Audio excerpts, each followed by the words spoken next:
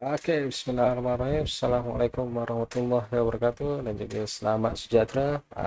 Pada hari ini adalah sains tingkatan satu, sains tingkatan satu lah.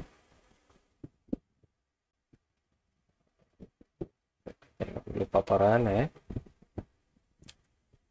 Pak slow bahayanya.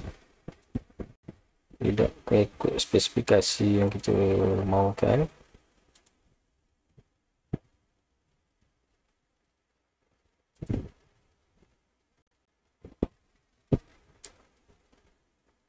Okey, selamat datang di kawan. Okey. Kelas sains hari ini. Okey, Arman.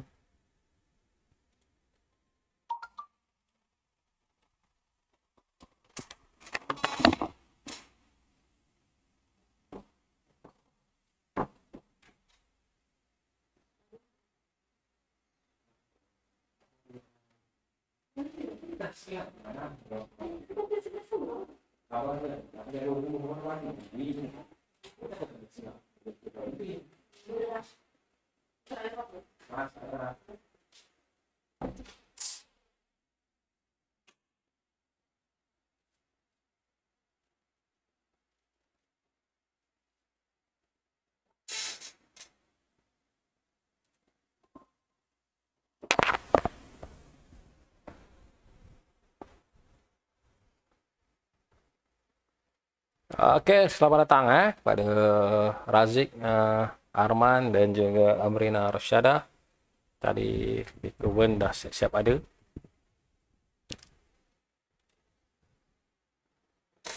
Oke, selamat datang juga Danish. Selamat pagi.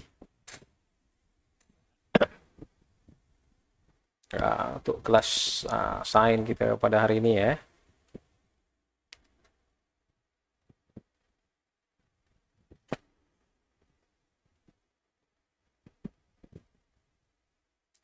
Oke, sementara kita tunggu rakan-rakannya lain ataupun kita tunggu pada pukul 11.30 baru kita mula nampak gayanya kelas 1M ni tak ada cikgu ni kot Cikgu Ashraf tak ada buat Google Meet kot ini Google Meet kita sebelum kita bercuti lah. Okey, ada cuti 9 hari lebih kurang seminggu 9 hari tu.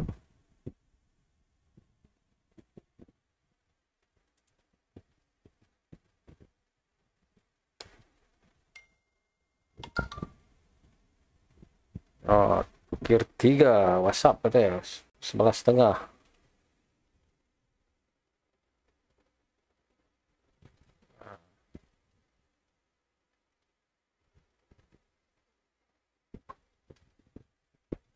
Ada yang WhatsApp, ada yang apa Telegram belum start belum lagi lah, boleh lah join 10 minit sebelum bermula tu memang saya bagi link lah dan tajuk hari ni pendek tak tahu salah pun. Lupa lah nak buat benda tu. Jangan kelas 1A aduh, kelas 1M dengan 1A lupa nak buat nak punya arahan tu, nanti lupa nak bagi ni pula.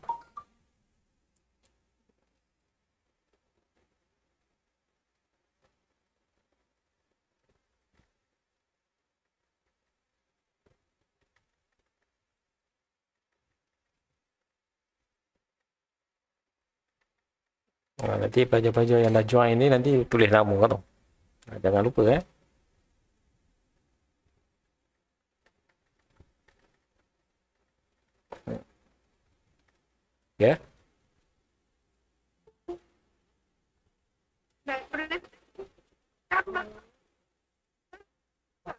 Sekejap. Belum tulis lagi. Tulisnya belum lagi kejap sikit lagi. Sikit lagi.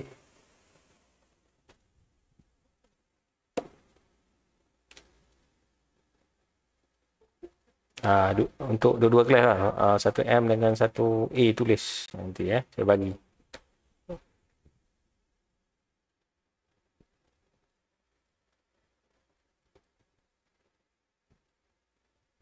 Patut sebelum ni bagi kehadiran dulu, senang kamu tulis. Dah join susah nak tulis kan. Sekejap saya tengok.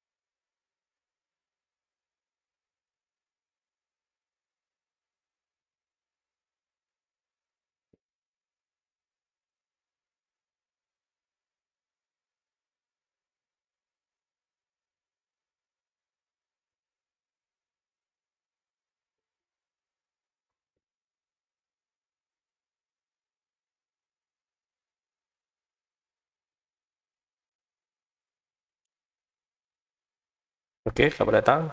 Kristina dan juga Noril. Untuk kelas sains 1M dah saya isi lah kehadiran tu.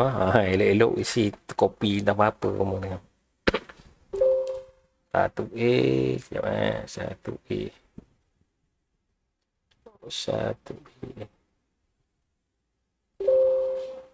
Ni pula 1A. Ni dia.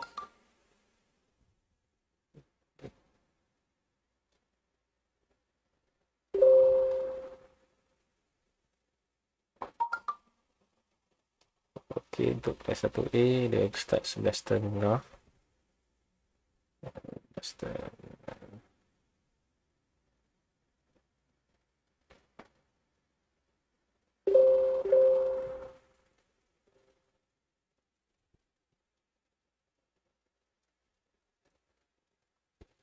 Okey, 1A pun dah boleh tulis nama. Kalau boleh tulis nama, tulis nama lah. Kalau tidak, lepas ni tulis nama lah. Tapi terror je kamu ni. Elok je 1M dengan 1A ni. Boleh je tulis nama, dah masuk dalam ni pun.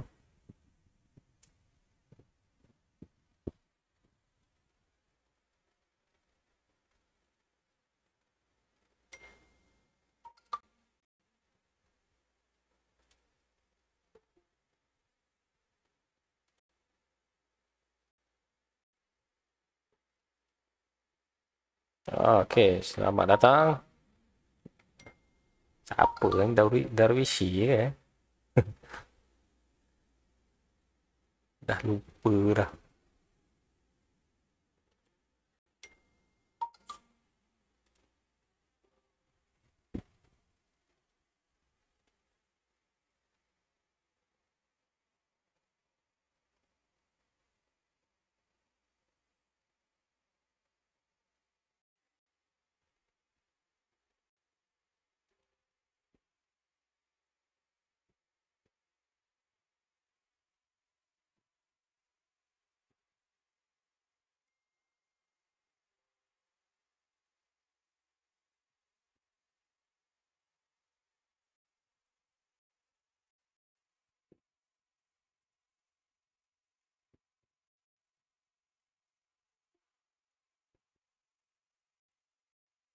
Ya, selamat datang hari ini parti ini. Okey, jam telah menunjukkan pukul 11.30. Kita akan mulakan kita punya kelas sebentar lagi.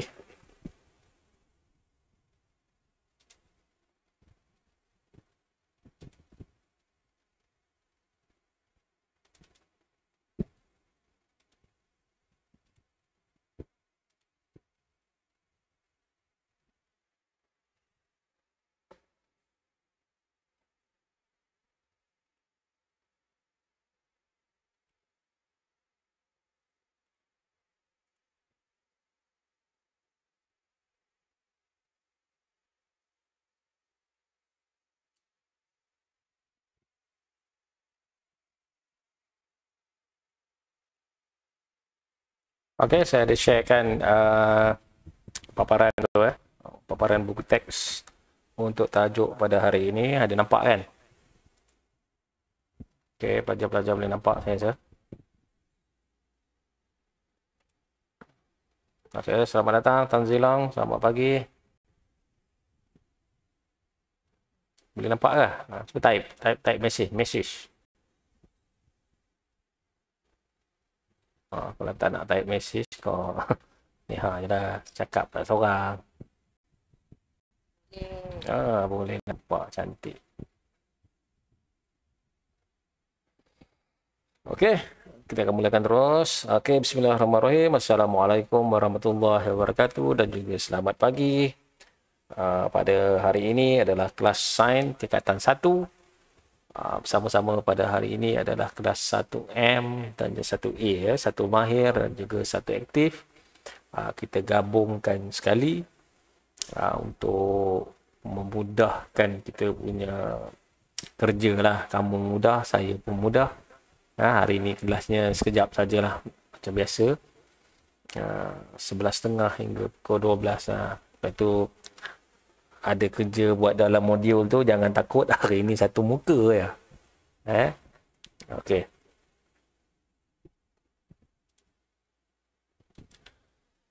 Okey, so kita terus tengok tajuk, kita punya tajuk. So tajuk hari ini adalah bab 7. Bab 7 ni udara, subtopiknya adalah pembakaran 7.2, subtopiknya adalah pembakaran. So kita tengok satu persatu apa benda pembakaran ya. Pembakaran ni biasa kamu dah tahulah. Terbakar lah biasa memang pelajar boleh tahulah benda ni apa. Benda pembakaran ni adalah terbakar. Okey, terbakar.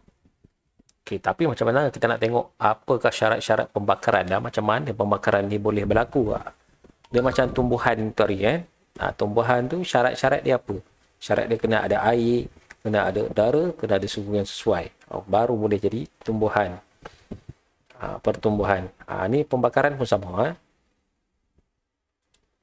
Mesti ada syarat-syarat dia. Kalau tak ada syarat-syarat ni tak boleh jadi. Okey, so kita tengok pembakaran bermaksud tidak balas yang berlaku apabila suatu bahan dipanaskan. Apa-apa bahan lah yang kita panaskan. Satu bahan dipanaskan dengan kehadiran oksigen. Mesti ada oksigen. Sebab tu saya tanya masa kelas mula-mula sekali dulu. Kalau pembakaran lilin tu menggunakan gas apa? Gas yang terlibat untuk pembakaran adalah oksigen. Dan membebaskan haba dan tenaga cahaya. Tenaga haba dan tenaga cahaya lah. Memang kita akan dapat haba, kita akan dapat cahaya. Melalui pembakaran. Macam malam-malam lah kan. Elektrik tak ada. Itu hari ada sekali dekat taman saya ni kilat terlampau kuat sangat, habis jatuh. Saya punya mentol dekat rumah 3 terbakar. Sebab dia ada berlaku gegaran di dalam tanah tu.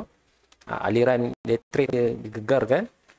Tak mampu tampung dia punya kapasiti arus tu. Jadi efek kepada lampu. Nasib baik lampu je. Kalau kena TV, komputer ke, dia harga-harga yang lebih mahal ni, taruhlah. Okey, kita tengok macam mana syarat-syarat pembakaran. Okey, yang pertama sekali, segitiga ini sangat penting. Segitiga ni paling penting sekali untuk dihafal. Yang pertama tadi dah tahu dah ada oksigen. Ni nombor 1. Okey. Nombor 2, bahan api. Apa benda yang kita nak bakar? Kayu. Nak bakar apa? Kalau nak bakar kayu, bakar kertas, nak bakar apa-apa lah. Apa yang nak dibakar? Nak bakar baju. Bahan apa yang kita nak bakar? Yang boleh dia terbakar lah. Jangan bakar benda yang tak boleh terbakar. Bakar kaca semua boleh. Kayu senang kan. Okey. So haba. Haba ni daripada mana? Tengok daripada mana. Haba daripada lighter. Senang lah, api dah terbakar kan. Haba ni daripada geseran mana? Okey, geseran. Kita dah tahu dah. Lama. Haba daripada geseran dapat haba. Haba yang kuat tu boleh menyalakan api. Menghasilkan api. So 3 syarat ni mesti ada. Kamu longgok kayu pun, ada minyak tanah ke, minyak petrol ke, ada kayu, minyak tanah. Lepas tu buat tak tahu. Tak akan terbakar. Tak akan berlakunya pembakaran. Mesti ada haba. Haba tu datang daripada mana? Kamu nak guna mancis, kamu nak guna lighter, kamu nak guna pemeti api, kamu nak gosok-gosok batu ke apa ke, gosok batu ke, gosok kayu ke, baru jadi pembakaran. Dapatkan haba. Tapi haba secara geseran ni susah lah. Setakat nak gosok kayu, batu, tangan ke kamu gosok, sangat-sangat sukar. Ataupun kamu nak pakai kanta. Ambil cahaya matahari, tumpukan pada kanta, haba daripada kanta tu, nyalakan api, nyalakan kayu api tadi. Okey. Pun boleh. Jadi 3 syarat ni dipenuhi. 3 syarat ni ada, dapatlah terbakar. Berlakulah pembakaran. Pembakaran boleh dielakkan jika kita menyingkirkan salah satu daripada syarat pembakaran. Okey. Okey. Mengapakah air biasanya digunakan untuk memadamkan api? Apa yang air tu untuk hilangkan apa? Hilangkan oksigen, bahan api atau haba? Cuba jawab seorang. Kalau tak malu, dekat WhatsApp, dekat mesej pun tak apa. Yang mana akan hilang kalau guna air? Oksigen hilang ke, bahan api hilang ke, haba yang hilang kalau guna air? Cuba bagi tahu seorang lah. Bahan api. Bahan api. Ahmad Faris kata bahan api. Ada Michael, haba. Okay, kamu guna kayu sebagai bahan api. Kamu curah air dekat kayu tu. Kayu tu ada lagi tak? Kayu tu hilang. Okey, apa yang tak ada? Kalau kita guna air. Syarat dia, apabila kita singkirkan salah satu daripada syarat pembakaran, so api tu takkan ada. Kalau air, kita gunakan, siram pada api tu, apa yang kita singkirkan? Apa yang kita singkirkan? Contoh kita bakar, guna kertas kan. Kita bakar kertas, lepas tu kita ambil air, kita siram kertas tu. Kertas tu ada lagi ke tak ada? Kertas tu mesti ada lagi. Kayu ke memadamkan, ada lagi kayu tu. Yang tak ada adalah haba. Haba dia yang kita dah padamkan. Jadi jawapannya untuk cabaran minda ni, mengapakah air biasa digunakan untuk memadamkan api? Kerana kita nak singkirkan haba tersebut. Kita tak boleh singkirkan bahan api. Okey. Selamat datang. Suriyati. Saya jarang juga ni dengar apa nickname Suriyati ni. Siapa ni? Kalau malu-malu type je dekat mesej tu. Kalau tak nak jawab. Okey, yang kita hilangkan adalah haba. Jawapannya adalah haba. Cara penyingkiran kan.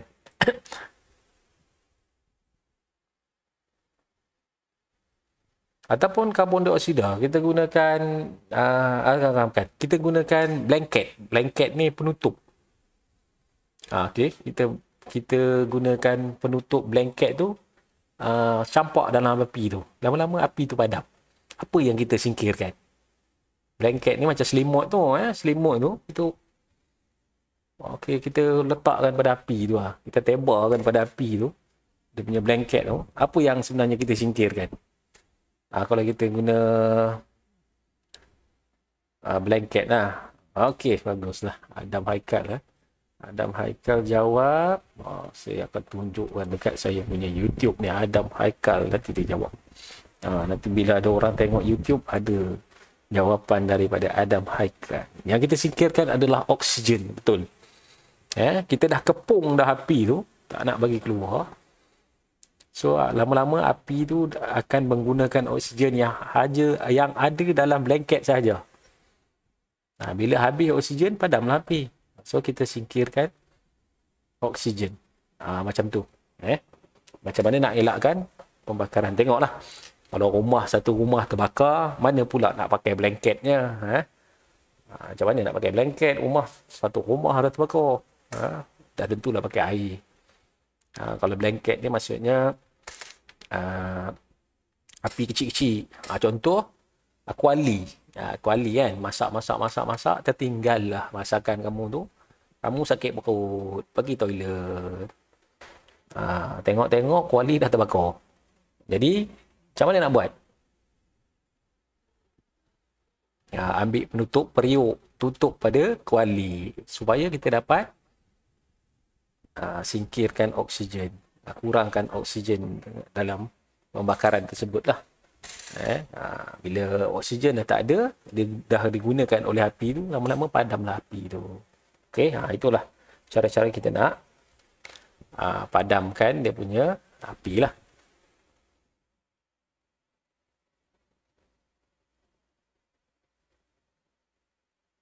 Okey, ini pemerhatian. Ini kat sini dia kata bahan dia rod kaca, kayu, lilin, batu. Yang manakah? Lambat sikit dia punya paparan nak naik Sekejap saya tunggu dalam handset tu.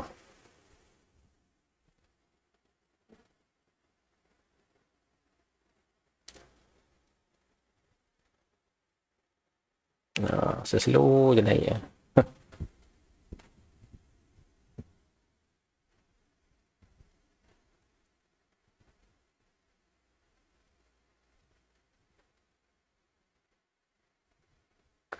Okey, kalau tengok dekat paparan tu. Okey, bahan dia ada rod kaca, kayu, lilin, batu. Okey, yang manakah yang boleh terbakar ataupun yang manakah yang boleh digunakan sebagai bahan api?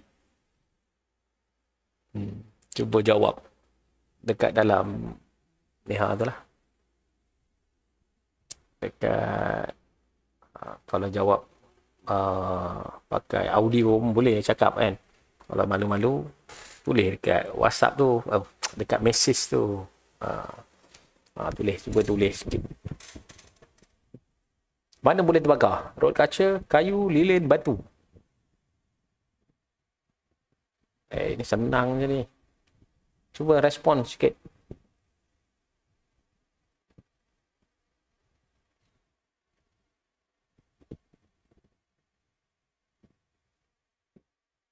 Kayu dengan lilin. Adam Haikal, Norel, kayu dengan lilin. Betul lah. Kayu dengan lilin. Senang je. Kayu dengan lilin lah yang akan terbakar. Batu kamu bakar. Jenuh lah kamu tunggu. Rod kaca kan. Kamu pergi bakar pun lambat nak terbakarnya. Jadi pilihlah bahan api yang sesuai. Okey. Ini eksperimen nombor 2. Nanti saya tunggu dalam handset saya ni. Kalau malu-malu tulis saya nak tanya sebab hari ni pendek dia punya bab dia pendek ni. Kita tunggu dalam handset ni paparan dulu Okey, so sekarang okey, saya namakan lilin Y, lilin X dengan lilin Y. Okey, lilin X dengan lilin Y. Yang mana terpadam dahulu? Okey, itu soalan dia. Tulislah. Okey, yang mana padam dulu? Lilin X ataupun lilin Y? Okey, Adam Haikal dah jawab dah. Lilin X akan padam dulu. Orang lain tak ada ni. Ke tak tahu macam mana nak tulis ni. Lee Kerwin, lilin X. Ahmad Faris, lilin X. Okey, betul dah. Lilin X betul. Kenapa? Kenapa lilin X padam dulu? Lilin Y tak padam-padam? Apa yang habis? Tak ada oksigen. Okey, betul-betul tak ada oksigen. Ataupun kehabisan oksigen.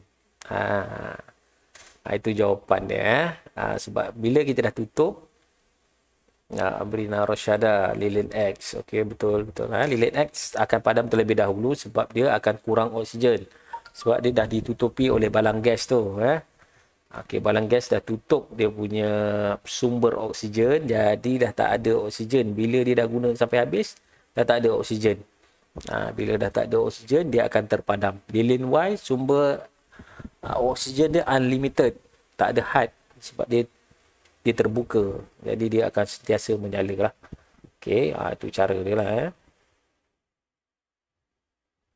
Okay, alat pemadam api. Alat pemadam api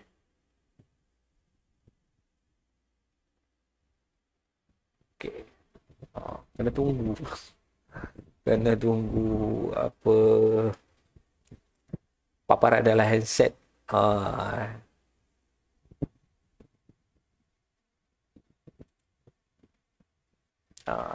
Kita tunggu paparan dalam handset tu stabil dulu.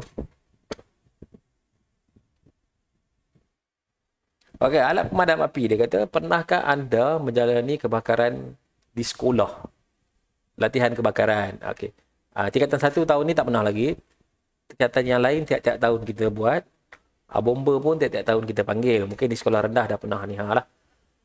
Dah pernah buat latihan ni lah. Dengan bomber. Bomber akan ajar cara padam api dengan betul apa semua. Saya pun tak tahu sangat cara pemadam api dengan betul. Sampailah bomber tu ajar. Bila dia suruh saya padam, rupanya teknik yang saya gunakan salah. Boleh padam tapi teknik bahaya kan.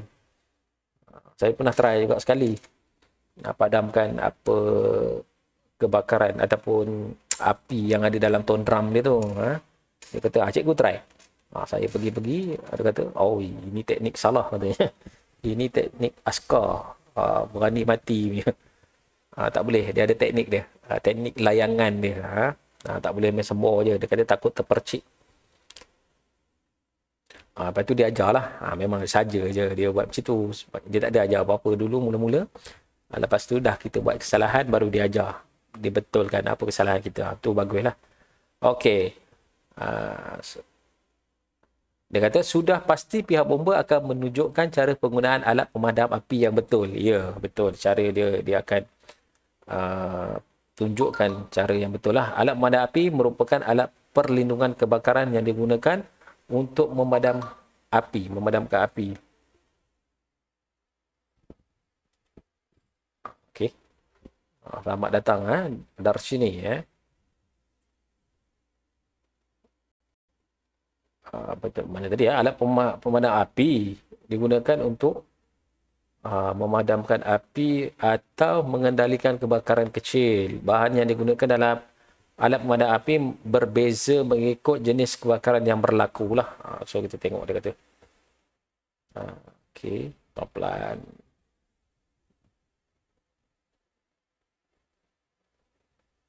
Okey.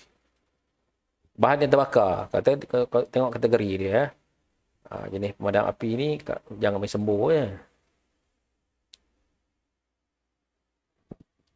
Okay, dia kata jenis pepejal, kayu, kain, kertas. Jenis alat pemadam api yang sesuai digunakan adalah air dan serbuk kering.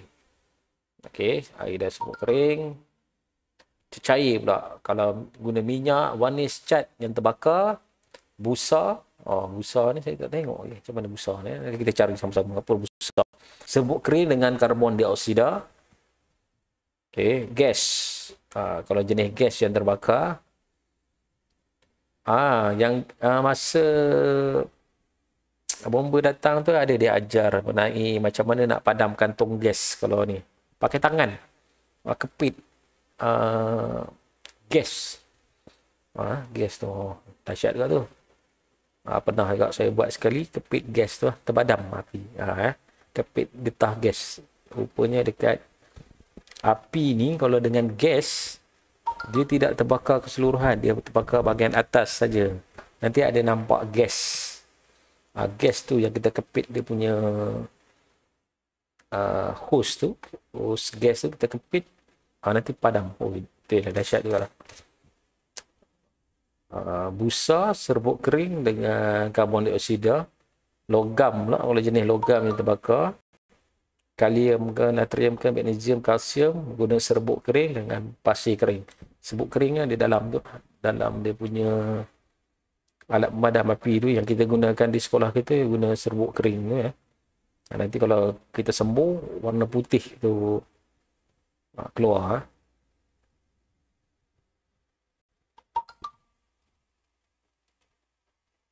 Okey, selamat datang Kishore Kumar. Kishore Kumar.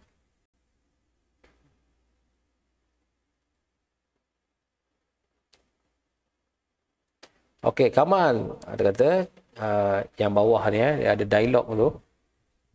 Kamal, cepat ambil sebaldi air sebelum api merebak.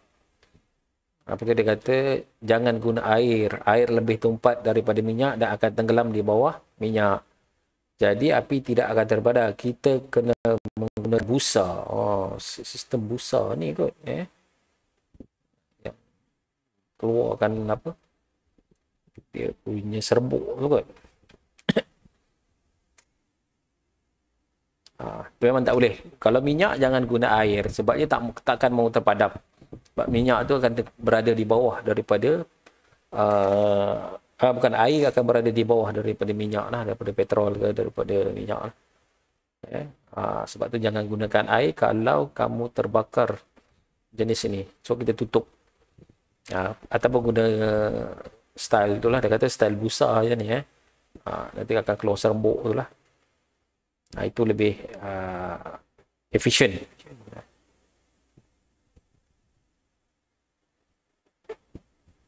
Okey, yang seterusnya dia kata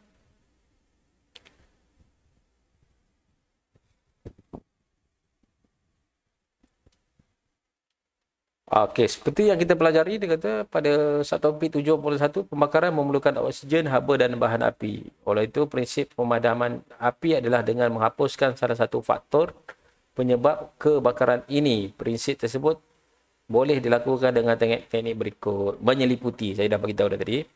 Memutuskan hubungan bahan bakar dengan oksigen atau udara. Contoh, menutup permukaan bahan bakar dengan selimut api, karung basah, lumpur, pasir, tanah atau busa. Okay. Mendinginkan. Mendinginkan permukaan haba yang terbakar dengan menyembur air atau lapisan karbon dioksida. Ni untuk putuskan haba. Nombor 2 tu. Kecil lah. Okey, yang 3 nanti saya besar sikit. Okey. Mengurangkan jumlah bahan yang terbakar, memutuskan sumber bahan bakar.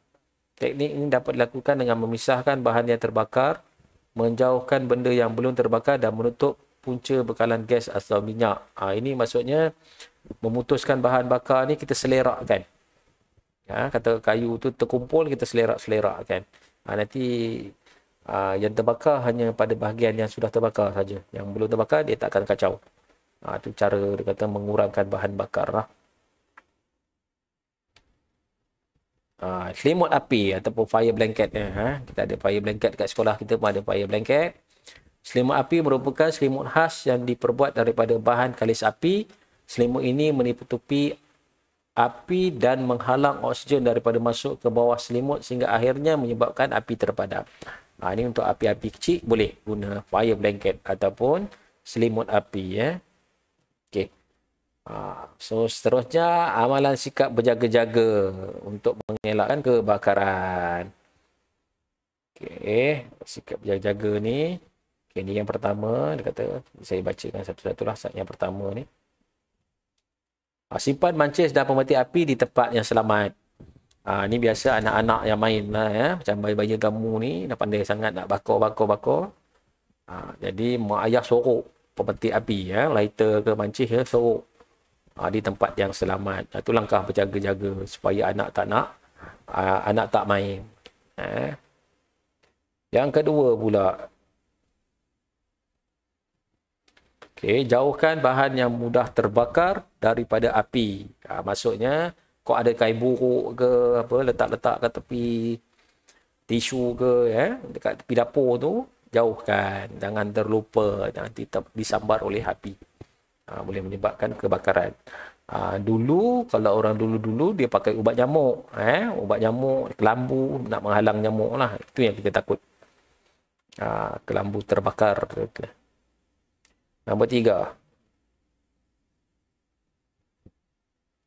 Sentiasa peka terhadap barangan elektrik yang digunakan. Ini maksudnya, bila kita dah guna bahan elektrik, memang ada timer. Tapi kamu on lagi elektrik tu. Itu takut itu yang berlakunya kebakaran. Jadi kalau masak tu sentiasa peka lah. Memanglah masak tinggal kan. Ada timer. Jadi kita tengok TV. Tapi lama terlupa. So sentiasa peka lah. Itu amalan berjaga-jaga. Nombor apa ni? Nombor 4. Okey, nombor 4. Tidak meletakkan terlalu banyak beban pada suatu sumber elektrik. Nak berkongsi-kongsi charger. Pula ada satu, adik-beradik ada 6. Seorang-seorang ada handset. Kamu pun bantai macam tu. Atas, bawah, kiri, kanan semua cucuk pula. Nanti jadi terbeban. Terbeban ni maksudnya kita nak tarik api kuat, sudahnya berlaku lita pintas. Lama-lama terbakar habis. Itu yang kita takut. Nombor 5.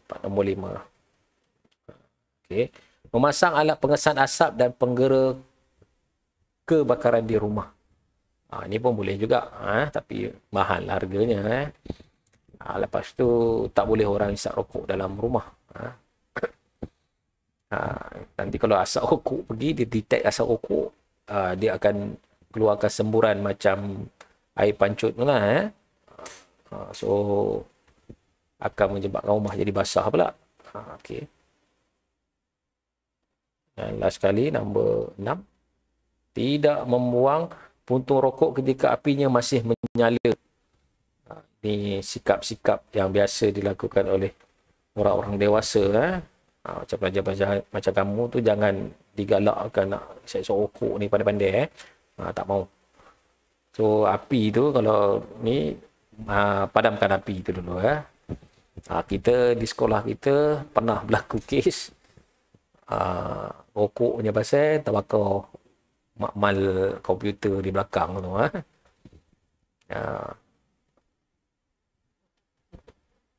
Tahun ni ke tahun lepas kamu ada tak ada? Kamu tak ada. Terbakar, ada kes atau orang.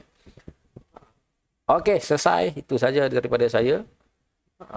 Betul 11.58 lah. 11.58 lagi 2 minit dia. Okey, ada soalan? Sebelum ni. Nanti hari Khamis dan hari Jumaat tak ada kelas Google Meet. Saya akan bagi link YouTube macam biasa. Okey. Tak ada cikgu. Okey, kalau tak ada tak ada tulis semua tak ada. Okey, nanti siapkan modul tu selai hari ni.